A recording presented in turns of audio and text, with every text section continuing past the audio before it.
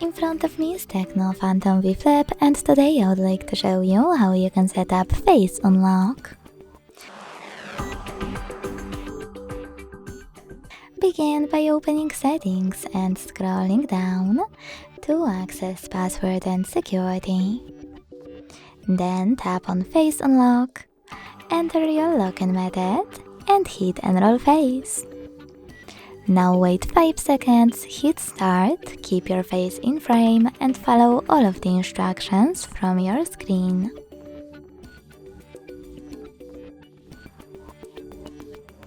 Then operate all of those options however you want to and hit done.